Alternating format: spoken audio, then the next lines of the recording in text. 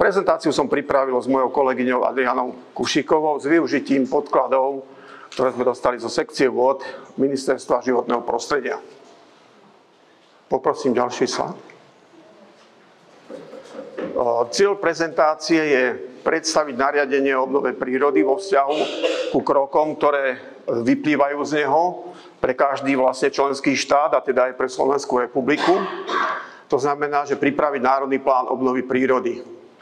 Takisto by som vás rád informoval o tom postupe, ktorý sme použili pre prípravu Národného plánu obnovy prírody, a to osobitne aj k článku 4 a 9, ktorý sa týka obnovy suchozemských, pobrežných a sladkovodných ekosystémov a obnovy prirodzeného prepojenia riek a prírodných funkcií súvisiacich záplavových oblastí. Ďalší slajd, prosím.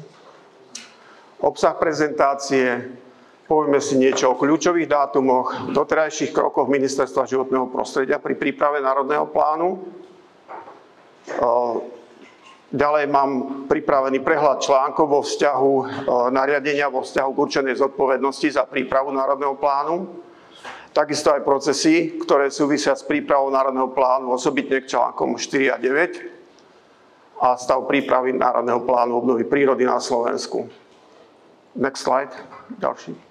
Čo sa týka tých kľúčových dátumov, neviem, do akej miery ste oboznámení s týmto nariadením. Vstúpilo do účinnosti 18. augusta 2024.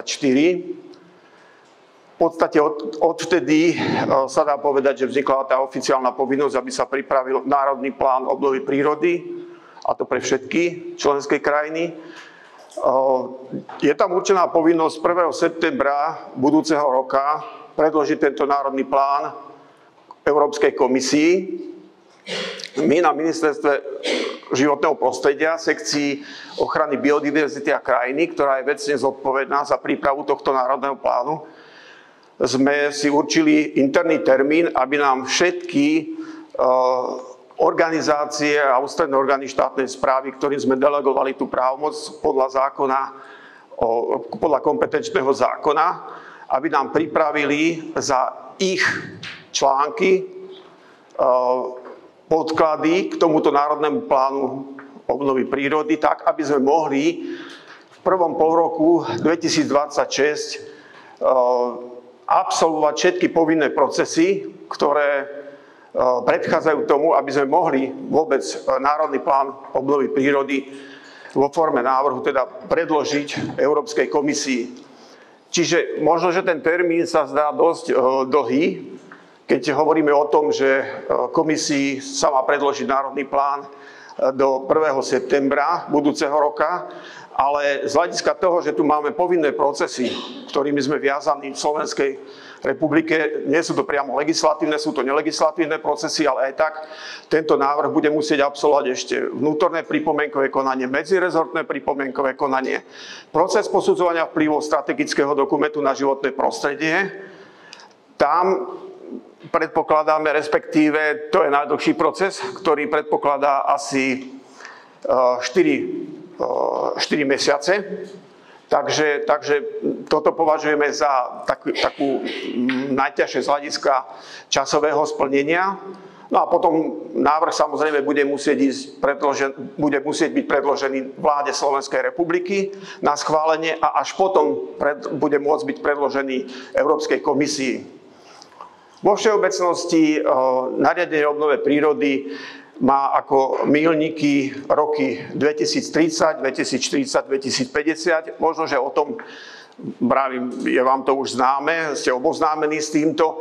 Keď môžem tak osobne povedať, ako to ja vnímam, doteraz v tých projektoch rôznych, ktoré sa realizovali, bolo vždy uvedené, že v podstate sú to projekty, ktoré sa týkajú alebo riešia aj zmenu klímy.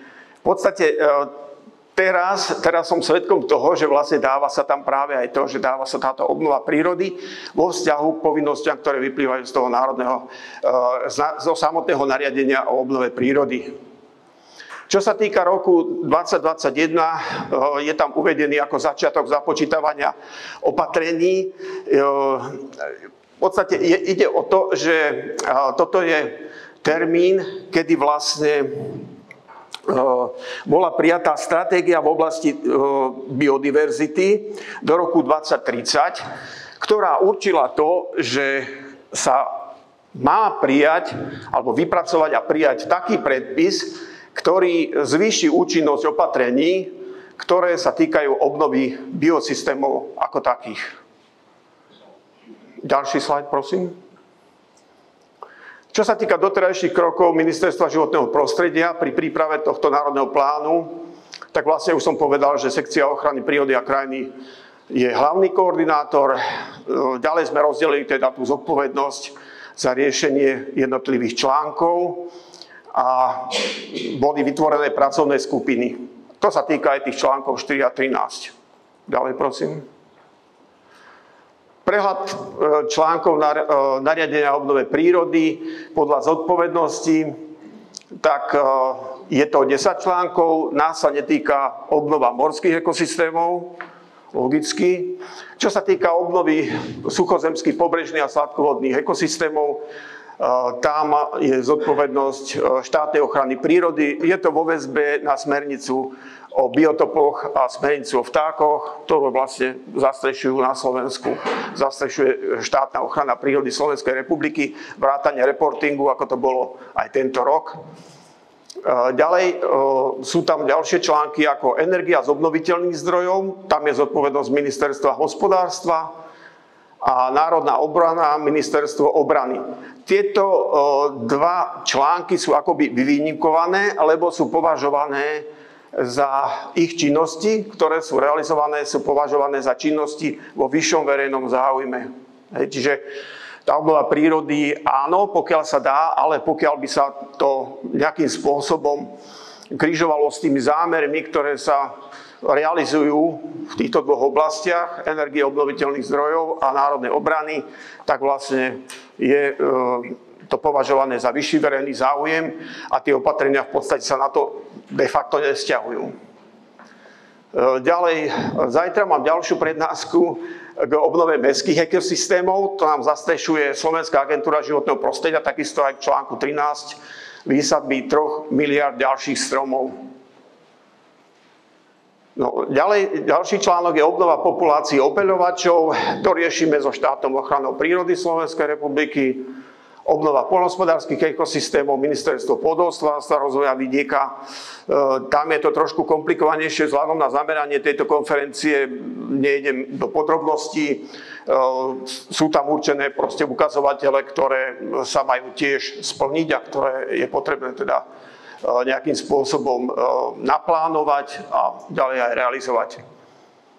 Obnova lesných ekosystémov, tam je kompetencia Ministerstva pôdohospodárstva takisto, ale sekcia lesného hospodárstva a spracovania dreva a táto úloha bola delegovaná z Ministerstva pôdohospodárstva na Národné lesnícke centrum vo Zvolene. Ďalej, prosím.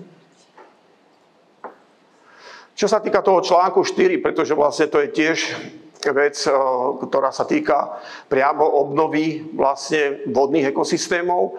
Je to obnova suchozemských, pobrežných a sladkovodných ekosystémov. Ako som už povedal, tam je zodpovednosť štátnej ochrany prírody, ktorá im vyplýva zo zákona o ochrane prírody a krajiny. Tam bola vytvorená pracovná skupina, ktorá sleduje 4 hlavné ciele, a to je zlepšenie stavu a kvality biotopov, zachovanie priaznivého stavu, zníženie poznatkovej medzery a znovu vytvorenie biotopov tam, kde je to samozrejme možné. A týka sa to, čo je dôležité povedať, že sa to týka všetko biotopov európskeho významu. Čiže tento článok 4 je stávaný vyslovene na územia a biotopy Natura 2000. Ďalej, prosím. Prechádzame k článku 9, čo je obnova prirodzeného prepojenia riek a prírodných funkcií súvisiacich záplavových oblastí. Tam sme tiež ako zodpovedná sekcia urobili stretnutie so sekciou vôd nášho Ministerstva životného prostredia. Boli vytvorené pracovné skupiny a bola vytvorená pracovná skupina pre článok 9 nariadenia A tu sú vypísaní členovia, keďže to hovorím v slovenčine, tak ja si dovolím ich vymenovať.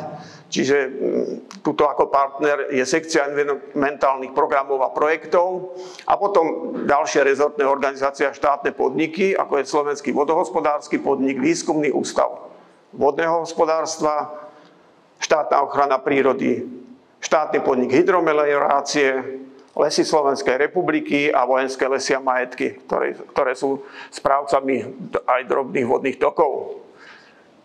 Ďalej prosím.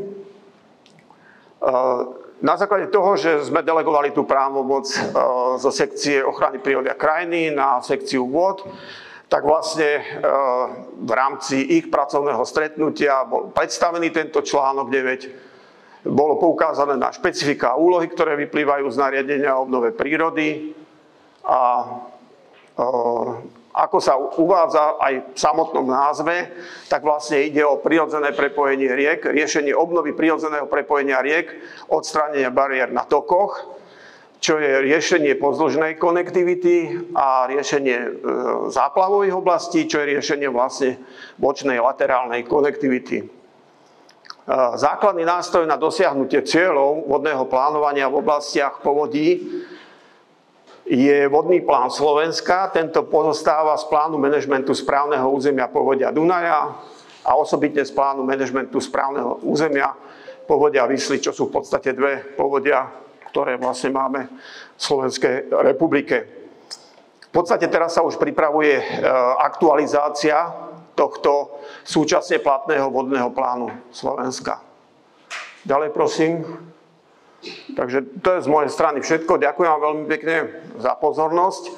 Prajem vám ešte, aby ste si príjemne prežili dnešný deň a takisto príjemný pobyt aj v Bratislave.